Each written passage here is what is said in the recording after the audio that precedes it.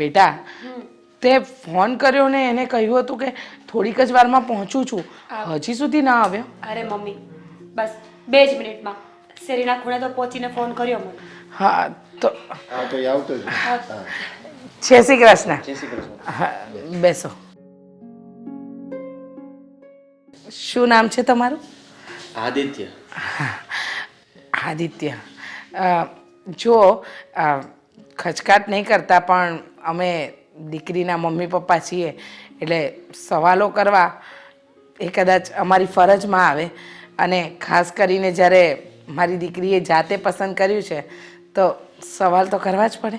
હા હા કેમ નહીં, તમારે જે કંઈ પણ સવાલ કરવા હોય એ કરી શકો છો. હા તમારા મમ્મી પપ્પા છે ને એ શું કરે છે? ના, એ આ દુનિયામાં નથી. મમ્મી, મેં એ વાત નહોતી કરી શાયદ, પણ આદિત્યની આગળ પાછળ કોઈ નથી. એટલે જસ્ટ એક ફઈ છે એમના, બીજું કોઈ નથી. એટલે તમે અનાથ છો? જો માફ કરજો મમ્મી, એટલે તમે તમારી ફઈ સાથે રહો છો? હા. અચ્છા, તો કેટલું ભણ્યા છો, શું કમાઓ છો એ જાણવાનો તો અમને અધિકાર છે જ, તો જરા જણાવશો?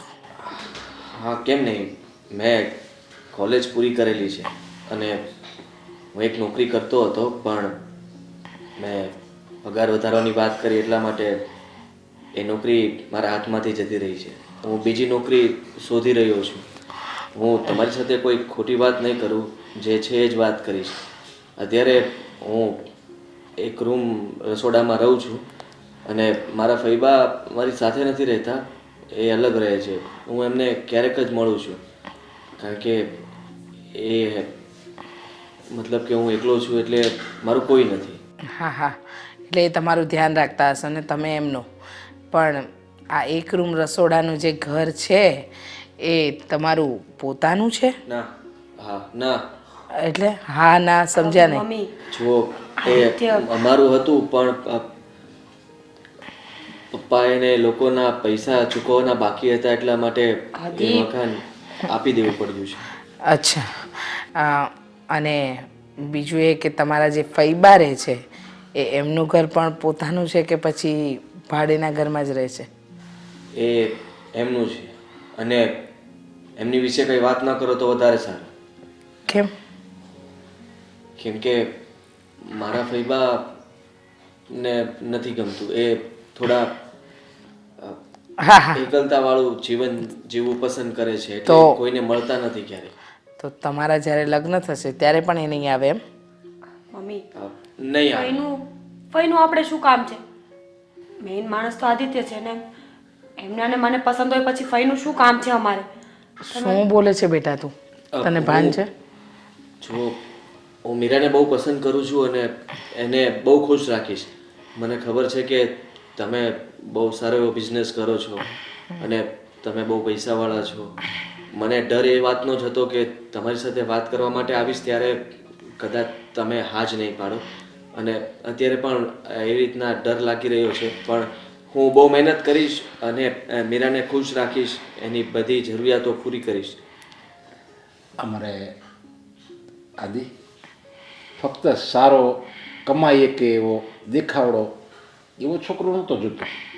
અમારે જોતો તો આ ગુણ તો બધા હોવા જ જોઈએ, સારો દેખાવડો, પોતે મારી મીરાને સાચવી શકે, પણ સાથે સાથે અમારે સાચો માણસ જોઈએ હતો અને એ અમે તારામાં જોયું છે. તે જે બધું વાત કરી એ તું કદાચ ખોટું પણ બોલી શકે કે મારે નોકરી છે, હું એટલા કમાઉં છું, મારે આ બિઝનેસ છે, હું મારું પોતાનું ઘર છે, એવું આમાં તું તારે ઘણા ચાન્સ મળ્યા હતા તને ખોટું બોલવાનું. હું ક્યારનો એ જ નોટિસ કરતો હતો તું ક્યાંક ખોટું બોલે છે, પણ તે હરેક વાતનો સાચો જવાબ આપ્યો છે. એટલે મારું તો માનવું છે કે આ આપણી મીરા માટે લાયક છે. હા, અમને તારી પ્રમાણિકતા બહુ ગમી દીકરા, કારણ કે આજના જમાનામાં લોકો છે ને જૂઠાણા ઉપર જ પોતાનો મહેલ નાખે કે છો ને ભલે મને મળતી વસ્તુ માટે મારે 100 જૂઠ બોલવા પડે ને તો બોલી લઈશ. જય હો ફઈબા. હા શું? કંઈ નહીં, કંઈ પણ કામ થાય તો હું ફઈબાને બહુ માનું છું. અચ્છા, એ ભગવાનમાં બહુ માને અને એમની પાસે થોડી શક્તિઓ છે. અચ્છા, તો વાંધો નહીં, વાંધો નહીં. અમને આ લગ્ન મંજૂર છે અને વહેલી તકે તારીખ નક્કી કરી અને તમારા લોકોના હવે તો બધું આપણે જ નિર્ણય લેવાનો છે, એને તો છે નહીં કોઈ, એટલે આપણે જ એના મમ્મી પપ્પા ને આપણો દીકરો. મારી એક છેલ્લી ઈચ્છા છે શું? કે અત્યારે લગ્ન આપણે ધામધૂમથી નથી કરવા, સાદાઈથી લગ્ન કરી લઈએ અને પછી મારા પૈસે મારા ખર્ચે હું ફરી એકવાર રિસેપ્શન અને લગ્ન કરીશ. સારું સારું બેટા, તારી બધી ઈચ્છા અમને માન્ય છે, કારણ કે જે સાચું છે ને હે એનાથી મોટું તો જગતમાં બીજી કોઈ વસ્તુ જ નથી. એટલે તું સત્ય બોલ્યો એટલે તે અમારું દિલ જીતી લીધું. ચાલ હવે બેટા, ચા નાસ્તો નહીં કરાવે આદિત્યને? હા.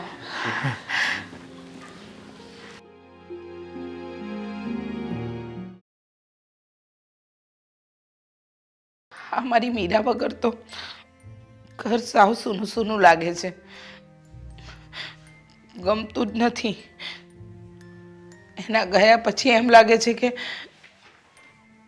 આખું ઘર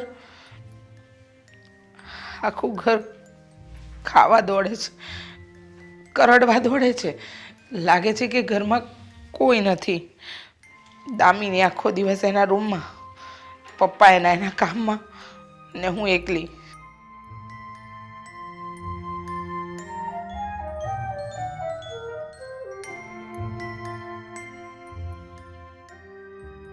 શું કામ રોવે છે? રડું નહીં તો શું કરું? તમે જ કોને જુઓ ને, આપણી મીરાને વળાવી અને આપણું આખું ઘર સૂનું સૂનું થઈ ગયું. અરે પણ દીકરીને તો વળાવી જ પડે ને, ગમે એવી દીકરી હોય એને બાપનું ઘર છોડવું જ પડે. ગમે એટલા લાડકોડમાં આપણે ઉછેરી હોય, અથાળીમાં રાખી હોય, કોઈ દિવસ એને ઊની આંચ પણ આવવા ન દીધી હોય, છતાં એક સમય એવો આવે છે કે આપણે એને આપણી જાતે આપણા હાથે જ એને પારકાના હાથમાં સોંપવી પડે છે. આવા નિયમો કોને બનાવ્યા હશે કે દીકરીને આપણે આટલી મોટી કરીએ, લાડકોરથી ઉછેરીએ અને પછી આપણે એને પારકા ઘરે મોકલી દેવાની? મને બહુ યાદ આવે છે મારી દીકરીની. હજી તો તારે એક દુઃખ નહીં, હજી તો આ આઘાત તારે ખૂબ સહન કરવાના છે. બીજો એક હજી તો એક આપણી મીરાને જ વળાવી છે. દામિની તો આપણી પાસે છે ને, પછી સમય જાય પછી દામિનીને પણ આપણે આ જ હાથે વળાવવી પડશે. ત્યારે તારી શું દશા થાય એ તો જો. હું એ જ વિચારું છું કે મીરાના જવાથી જો આપણા ઘરમાં આટલો સન્નાટો છવાઈ ગયો હોય તો દામિની જતી રહેશે પછી તો આપણે બે સાવ એકલા થઈ જઈશું. આપણા બંનેનું મન પણ નહીં લાગે. કેમ રહીશું ને કેમ જીવીશું કંઈ સમજાતું નથી. હા, તારી વાત સાચી છે. આપણે કેટલા લાડકોડમાં એને ઉછેરી છે, એ બંને જે કહે એ આપણે એને પૂરું પાડ્યું છે, એ જે માંગણી કરે એ આપણે એને પૂરી પાડી છે. કોઈ દિવસ કોઈ વાતમાં આપણે ના નથી કીધી. અને પછી અચાનક એ પારકી થઈ જાય, બીજાની થઈ જાય. પણ શું કરીએ, આ તો એક દુનિયાનો નિયમ છે ને. હા, મમ્મી પપ્પા, હા બેટા, શું થયું છે? કેમ રડો છો? કંઈ નહીં બેટા, હા તારી મોટી બેનની યાદ આવી ગઈ ને એટલે તારા પપ્પાને મારી આંખમાં આંસુ આવી ગયા. વિચાર કર ને, મીરા ગઈ તો ઘરમાં આટલું સુમસામ વાતાવરણ થઈ ગયું. તું જતી રહીશ પછી તો અમે સાવ એકલા પડી જઈશું. લે બોલો, કોણે કહ્યું કે હું આ ઘર મૂકીને જતી રહેવાની છું? જો હા, દીદીના તો લગ્ન કરાવી દીધા, પણ હું નહીં લગ્ન કરું. એમ થોડી ચાલે બેટા, દુનિયાનો નિયમ છે, દીકરીને તો સાસરે વળાવવી જ પડે.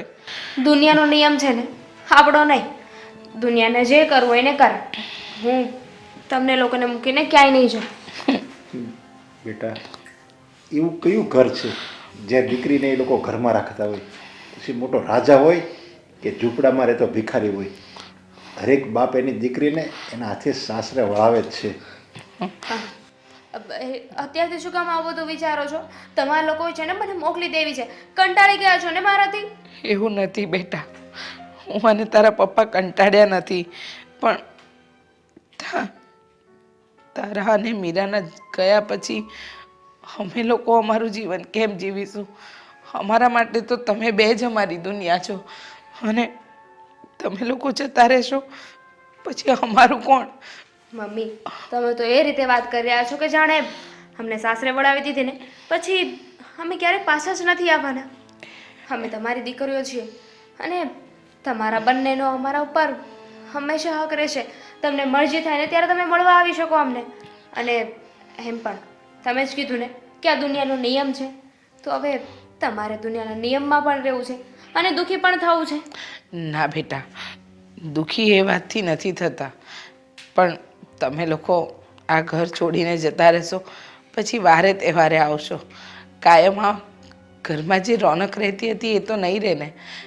એ વાતનો વિચાર આવે ને ત્યારે મન થોડું દુઃખી થઈ જાય. પણ અત્યારે જે તે કહ્યું ને કે હું લગ્ન નહીં કરું, એવું બીજી વાર નહીં બોલતી હો.